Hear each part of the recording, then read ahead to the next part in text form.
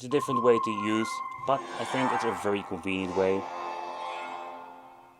Oh man, that audio is absolutely amazing. I really love the new layout and needed to get used to it in the beginning. But if you're going to hang of it, let's lower it a little bit over here. You can see it glitching out. See, now it's going a little bit apeshit over there. So if you have problems when it comes to the input of the controller itself, you need to go into the software and mess around with it. So for example, if you're going to get into the gamepad mode, it works fine, but I did notice sometimes that I had some problems with some games where we can just switch between desktop. Here you can see it doesn't do anything anymore. You can set it to auto if you want to. It's all up to you.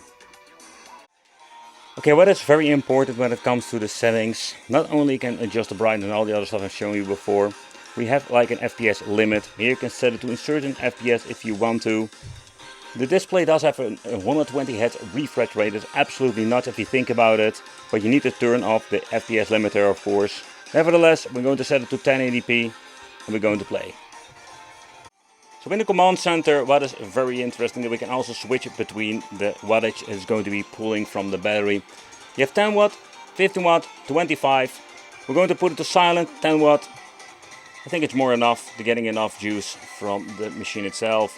But also they're going to be setting the 50 FPS limiter. So there's a little bit of a bummer.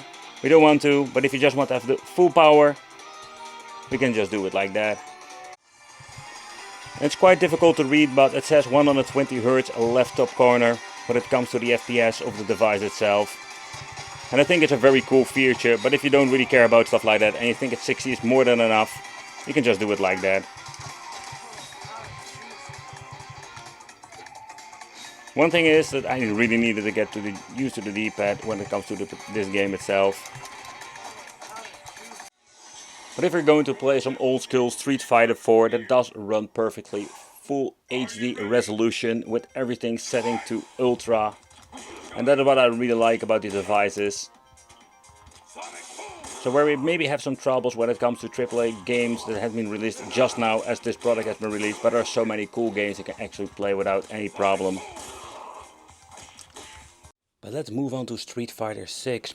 And with Street Fighter 6 I was quite surprised of the overall performance on this piece of equipment. Yeah, I've seen a lot of different, let's say, overall results with different handhelds. The Asus ROG really disappoint, because when you're looking at the specifications over here, we had so many cool things you can tweak. For example, when you're looking at the graphic settings, with this device I have set it to the 1080p resolution. My previous ones I had a lot of problems where I need to put it back to 720. And even with the settings I can even tweak, setting it maybe to medium.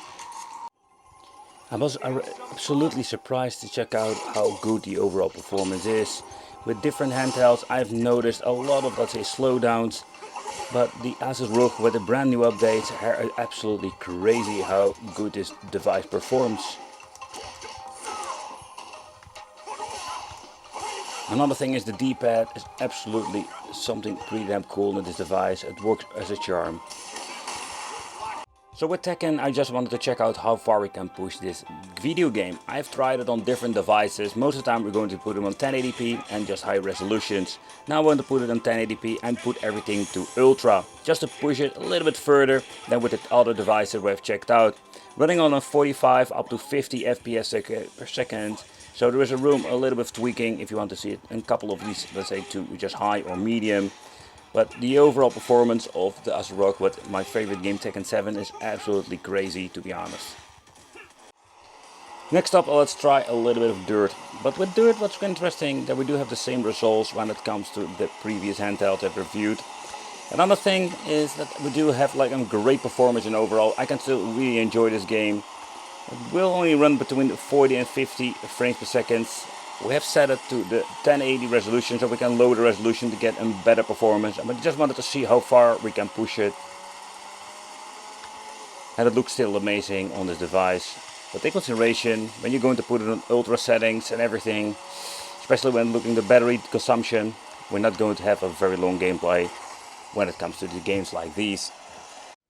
With the ROG Ally we can play so many games. We have enough power to run even AAA titles. We need to do a lot of concession, that's one thing to be sure. We have this with every single Windows 80x6 device.